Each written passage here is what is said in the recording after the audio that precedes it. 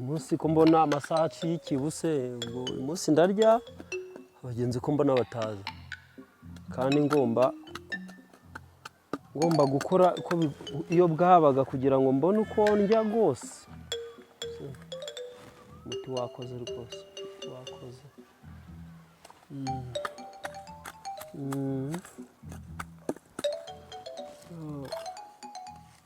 Ndabona hari umuntu uje ndayamurya pe anafite na telefone.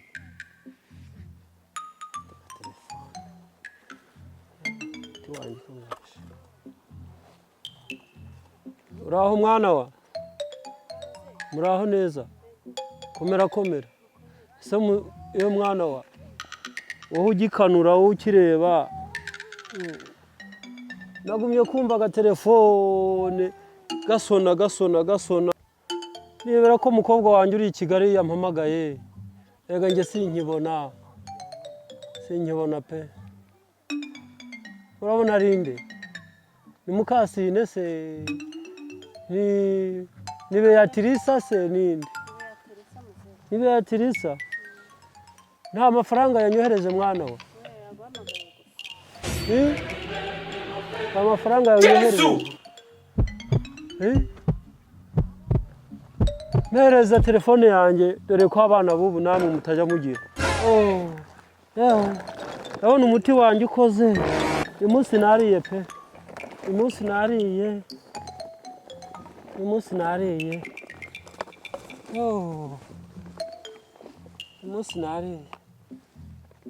Harimo amafaranga menshi. Jesus is Lord. Nta muntu uri kundeba. Ntawe.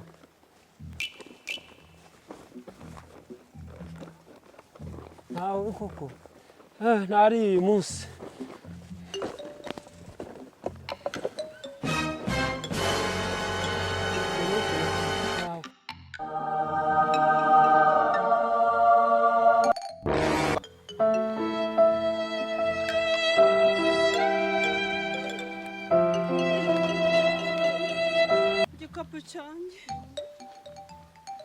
Igikapu cyanjye kigiye hese. Igikapu cyanjye, telefone zanjye se, telefone yanjye. Ubu se koko noneho umunsi ndarya ndakora iki? Umuti wanjye kudakora umunsi ndabwiriwe pe. Ndatuburira abandi saho. Ndatuburira abandi ariko urira ku muhanda abura icyarangaye cyaje cyasamye gusa. Niko mwana wa? Uraho mwana wa? Amahoro mwana wa? Komera cyane. Birakomeye. Se kunyegera cyane. Kunyegera cyane ni iki? Magana ndakwitamuze. Komera cyane. Ese mwana wa? Reka. Yanyobeye. Mfite agatelefone. Ako sinkibona mwana wa. Sinkibona kureba uko nguko ahubwo ndebera. Wandebera ko Jean Paul yampamagaye abi Burayi mwana wa. Jean Paul. Abi Burayi mwana wa ndebera.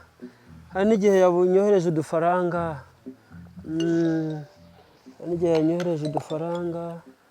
Ndebera mwana wa.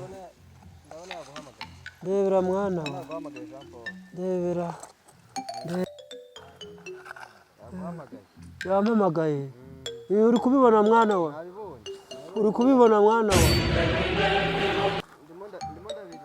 Hereza agatelefone kanye mwana wa. Hereza. Ato umuti wakoze. Uyu munsi nariye. Gasonga rero se.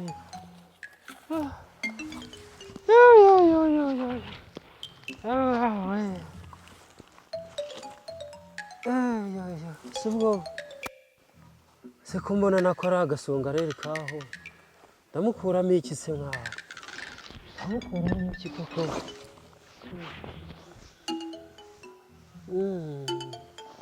ndamukuramo iki oh ese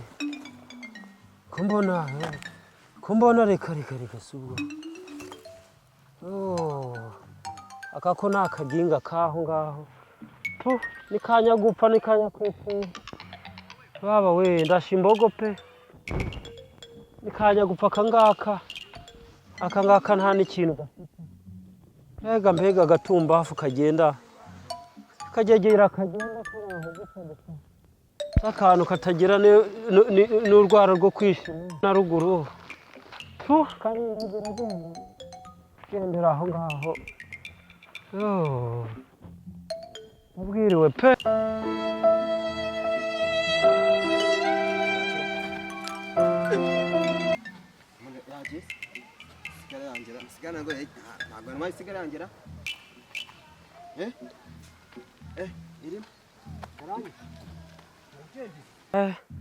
yacyura yangaya ndabona urugendo rwa mbere ruhire rwose uyu muhanda nzawugarukamo ariko ejo ndacyura ya rwose se nabonyemo n'amadolari umva mwana wa uri kwerekera he se mwana wa ugiye hano imbere uragera kuri ririya korosi rimwe rimanuka ku rusengero ndatambika imbere ho gatoya kubanza ndarigeraho kuri rwa rusengero rumwe rwo munsi y'umuhanda niho ndi kwerekeza mwana wa none wagera se muzehe wamakara ifuti mwana wa muzehe igare ryanjye se ko rifite ikibazo nagiye amaguru yahiye aho tureba ariko igare ryanjye rifite ikibazo ni ukuri aho turebe ngo mwana urabukoze rwose wicare neza ibyo bikapu se ibyo bikapu birimo ibiki muzehe oya nta kibazo nigendere si ubwo ndamenya nicara hehe mwana we aka okay mwana wa urabukoze pe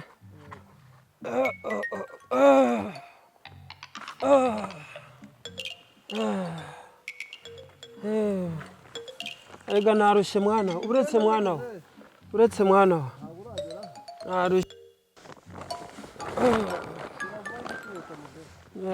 tonde ugenda utwara umusaza genza buke mwana wa iyi nkoni yanjye se wayimfasha aya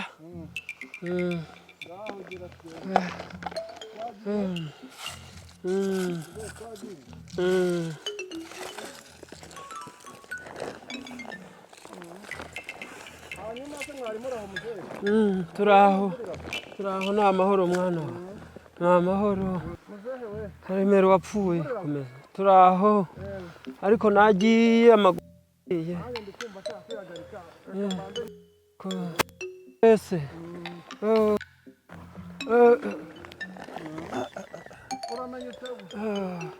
yego mwana gatoya yego mwana nyaruka mwana yego muzehe nyaruka ariko n'umutwe ndi kumva uri kundya Chai!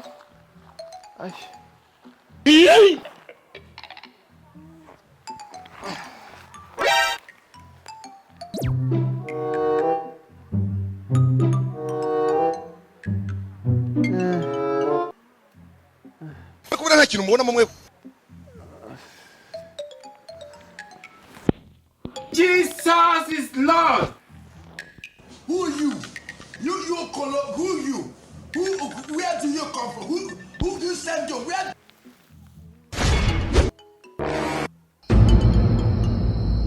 What? Hey!